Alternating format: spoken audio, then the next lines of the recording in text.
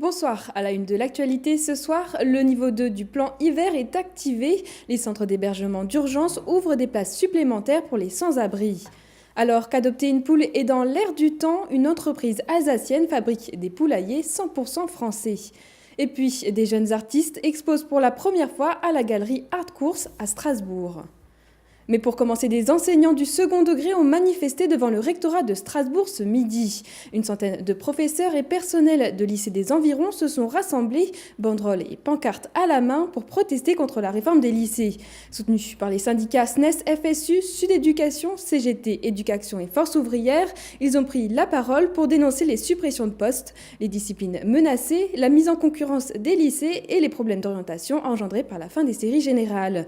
On écoute l'avis des enseignants et syndicalistes recueillis sur place.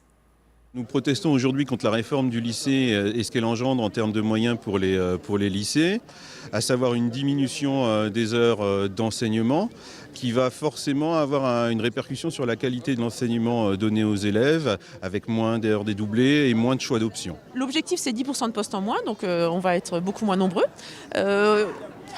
On va nous demander, alors je pense qu'il y a des professeurs qui, pour sauver leur poste, vont se mettre à enseigner informatique et sciences du numérique en seconde. Il n'y a aucun prof formé pour ça. Donc on a décidé de faire une nouvelle matière, on ne sait pas avec qui. On aura de moins en moins souvent des demi-classes. Alors quand on a des demi-classes, évidemment c'est plus confortable pour nous, mais pour les élèves c'est aussi beaucoup plus confortable. Ça permet aux élèves en difficulté ou aux élèves qui sont un peu timides et effacés de prendre la parole. Sur la question de l'orientation, on navigue vraiment à l'aveugle. On pense qu'il va y avoir 2 années de génération sacrifiées, puisque les élèves, on ne connaît pas ce qu'on va leur demander comme enseignement de spécialité pour rentrer à l'université. Donc du coup, ça provoque évidemment une angoisse auprès des familles, une angoisse auprès des lycéens. L'hiver est là et avec lui la baisse des températures. Avec moins 4 degrés ressentis ces derniers jours, les plus touchés sont les personnes en situation de très grande précarité. Avant-hier, le niveau 2 du plan hiver a été activé. 174 places d'hébergement d'urgence, c'est la mesure prise par le préfet du Bas-Rhin, Jean-Luc Marx. Il s'est rendu dans un de ces centres et a rencontré les membres de l'association d'accueil et d'hébergement pour les jeunes, Cécile Motz et Adeline Piron. Ce centre strasbourgeois accueille des personnes en grande précarité tout au long de l'année. Depuis mardi soir, 12 lits supplémentaires sont disponibles pour les femmes sans abri. La raison ? La baisse des températures. C'est un des aspects du niveau 2 du plan hiver déclenché par le préfet.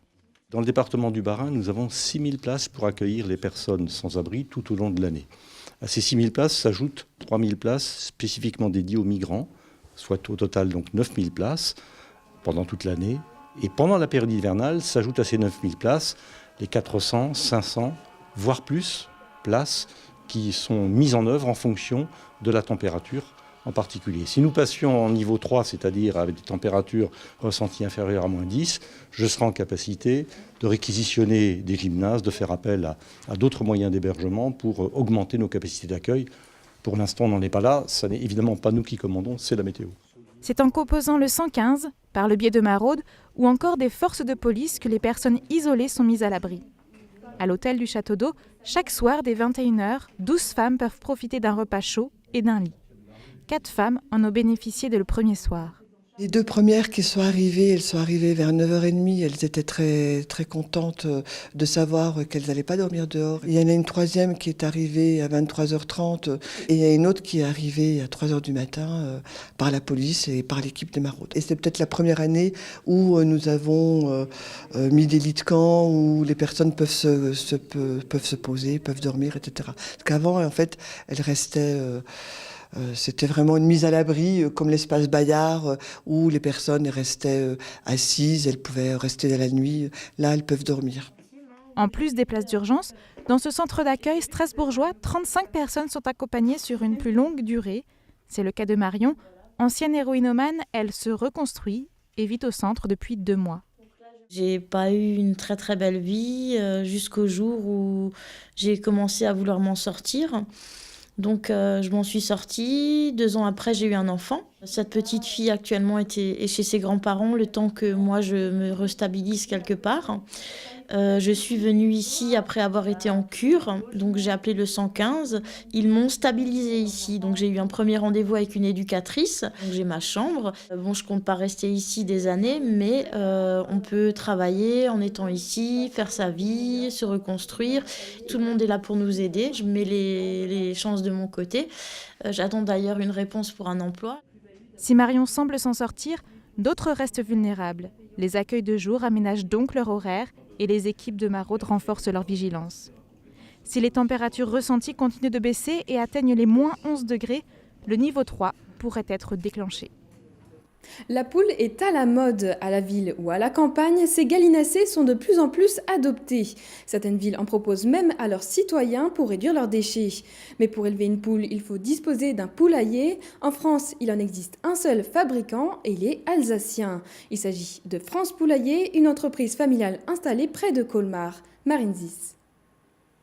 C'est dans cet atelier à Folgelsheim que sont fabriqués les seuls poulaillers de France.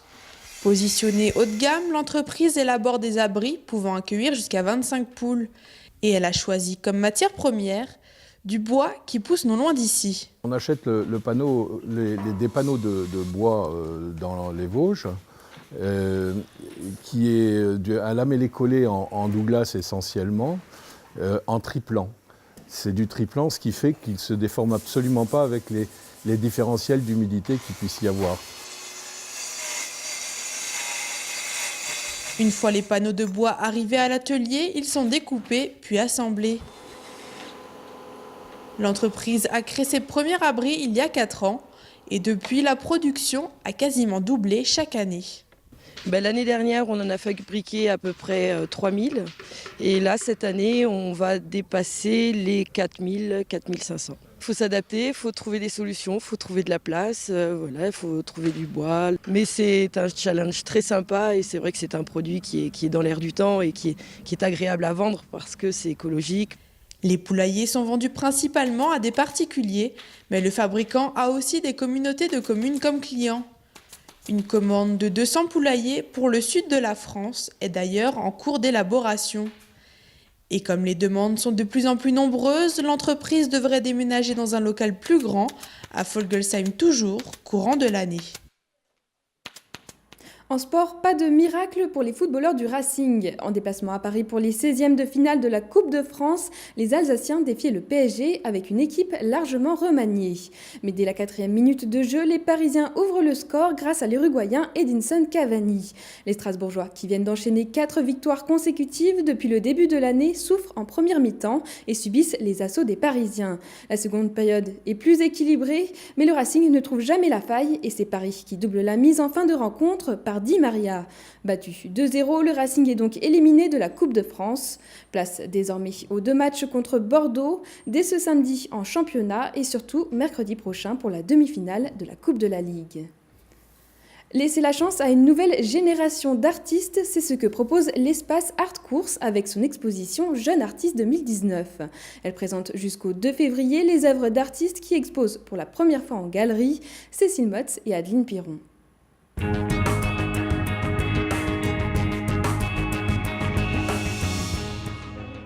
Ils étaient 10 jeunes artistes à vouloir exposer leurs œuvres à la galerie Art Course de Strasbourg. 7 ont retenu l'attention une fois par an et cela depuis 2008. La galerie propose son exposition Jeunes artistes. Discours engagés, travaux originaux, Art Course permet de découvrir leurs peintures, sculptures, installations ou encore gravures. Cette exposition a pour but de présenter des jeunes artistes qui n'ont encore jamais eu une expérience en galerie. Il s'agit pour eux de leur toute première exposition et ça leur permet de se confronter au public, d'avoir des retours sur leur travail artistique et de mettre un premier pied dans l'univers professionnel artistique. À travers cette exposition, nous voulons leur offrir une opportunité réelle de pouvoir s'exposer et montrer leur travail. Alexandre est à l'origine de l'œuvre Moineau en couverture du flyer de l'exposition. Auteur de 4 œuvres, toutes exposées, ce jeune artiste autodidacte de 27 ans montre un futur imaginaire rempli de messages. J'ai toujours aimé le dessin, la peinture, mais c'est la première fois où je me lance vraiment, j'ai vraiment envie d'en faire mon métier. Donc maintenant je raconte des histoires, non pas par écrit ou par le jeu, mais par peinture. Je compare en fait notre civilisation aux dinosaures. Les dinosaures étaient trop gros, à un moment donné ils ont décliné. Et en fait, ils se sont adaptés, il y en a qui sont transformés en oiseaux, il y en a qui ont complètement disparu. Et en fait, je compare notre civilisation actuelle à ça. En fait, on est trop gros, on prend trop de place, on est l'espèce dominante, on consomme trop, on le sait, on est de plus en plus. Et un jour, en fait, tout sera terminé, on sera que poussière. Mais voilà, est-ce que ça veut dire que l'humanité tout entière ne sera plus? Non, il y aura toujours quelque chose. Donc au lieu d'imaginer réellement faire un futur de prévision, je fais un futur imaginaire. Donc je détourne ça de manière poétique, il y a toujours un peu des engagements. Donc il y a des questions géopolitiques, écologiques, mais j'ai pas envie que ce soit trop imposé, donc voilà, je les cache dans l'image. Les œuvres d'Alexandre comme celles des autres jeunes artistes sont disponibles à la vente. Elles seront exposées dans la galerie strasbourgeoise Harcourt jusqu'au 2 février. On part à Paris rencontrer Lily B.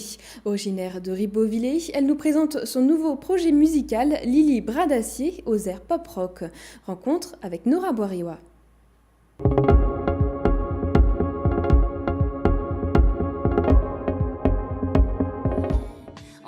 En avril 2017, on avait rencontré Lily B. Aujourd'hui, c'est Lily Bras d'Acier, 4 musiciens, de nombreux concerts, dont une prestation à la Foire au Vin de Colmar. Ce clip, Levé de mauvais pieds, est le premier single d'un futur album. Je voulais faire quelque chose de bien, mais pas prise de tête, sans prétention, quoi. Voilà, ni prise de tête, un peu à notre image. On est assez simple, mais on est un peu foufou de temps en temps.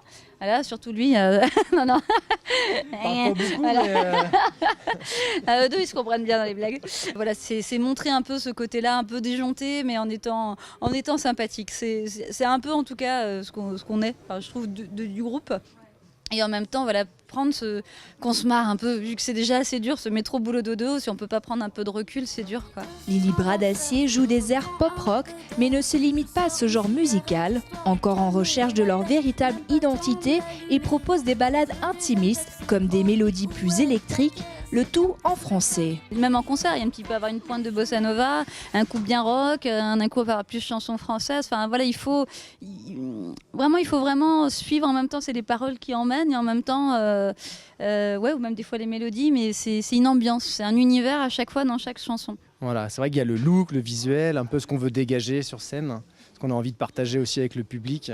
Tout ça, voilà, on a plein d'idées les uns les autres. Là, on est en train d'imbriquer un petit peu tout ça pour vraiment bien développer la chose. En avril, Lily Bras d'Acier veut présenter ses nouvelles compositions et serait ravie de revenir jouer dans sa région natale. RGDS, partenaire des Alsaciens qui s'engagent. Place à l'image du jour d'Olivier Anne. Après le meilleur marché de Noël, un nouveau concours a été lancé par le site Best European Destinations. Et c'est tout simplement celui de la meilleure destination en Europe. On a voulu aller voter et là, stupeur.